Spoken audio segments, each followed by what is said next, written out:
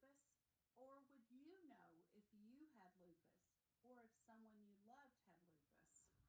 Most people really don't know much about lupus. So today, I'm going to give you some more information. That way you're educated about lupus. What is lupus? Lupus is a chronic long-term disease that causes inflammation and pain. In lupus, your autoimmune system, which is the system that helps your body fight off illnesses and diseases, actually fights itself instead. The autoimmune disease attacks healthy tissues, joints, skin, and internal organs in a person that has lupus. There are two major types of lupus. Systemic lupus, which basically involves your whole body system, and discoid lupus, which really affects more of the skin. According to the Lupus Foundation of America, it's estimated that 1.5 million Americans have lupus, and 5 million Americans worldwide have lupus. 1 in 3 lupus patients also suffers from multiple autoimmune diseases. And 10 to 15% of the people who have lupus die from lupus-related complications. How does a person get lupus? It is thought that genes play a role in lupus and a person's getting lupus, but it's really not known for sure.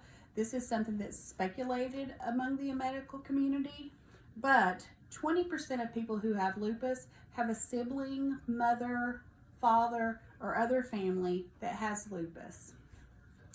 One of the things about lupus that a lot of people aren't sure of is the fact that lupus is not contagious. If you know someone that has lupus, you're not going to get that from them. What are the symptoms of lupus? The main symptom of lupus is extreme fatigue. This fatigue is not like, oh, I'm tired. This fatigue is a fatigue that you get deep down inside that is like a flu fatigue for most people, but it is very extreme and debilitating for many people. Many people with lupus get headaches. Most have joint pain from different joints in their body, all over widespread pain. Fever, pleurisy, and photosensitivity are also signs of lupus.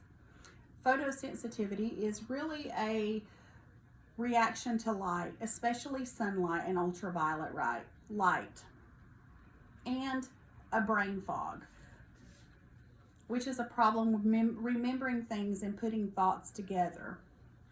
How is lupus diagnosed? There's no single test that can diagnose a person with lupus, unfortunately. Usually, it takes years for a person to be diagnosed.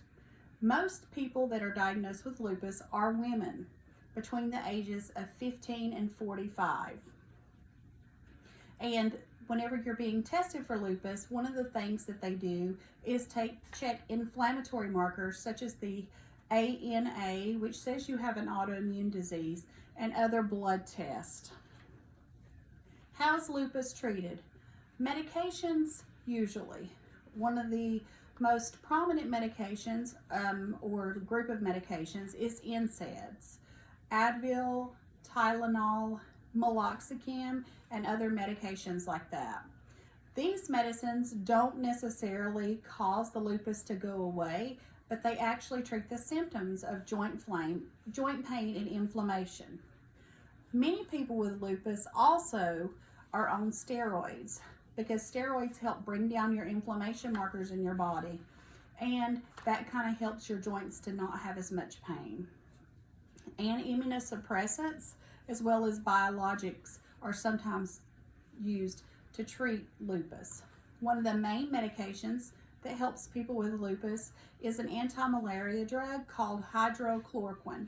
That medicine helps your body to quit fighting off its own immune system, and it helps people with lupus to keep their inflammation down and keep the actual lupus down, and that way your body doesn't attack itself.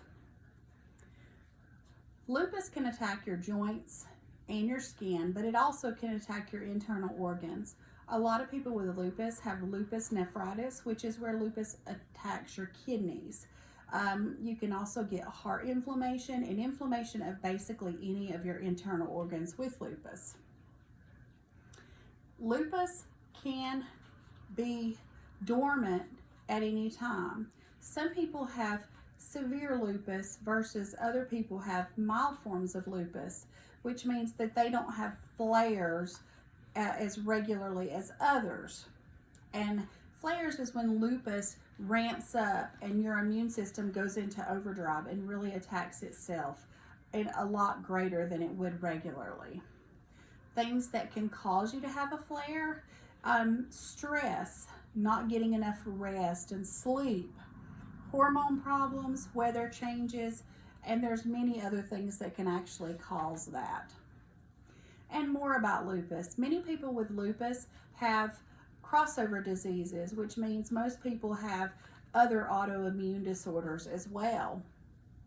The American Foundation for Lupus and the Lupus Research Foundation have found that most people have at least 2 to 3 other autoimmune diseases, including things like Sjogren's syndrome, rheumatoid arthritis, psoriatic arthritis, and other diseases along with lupus.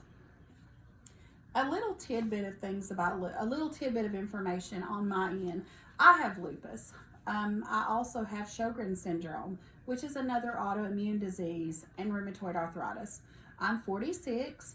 I found out about 8 years ago, and I have learned that I have to listen to my body. If I don't get enough rest, if I have too much stress, then I will have a flare. But with medication, stress management, and knowing how to listen to my body and get enough rest, I usually can keep my lupus at bay most of the time. I hope you've enjoyed my speech, and I hope that I've educated you more about lupus. Have a good night.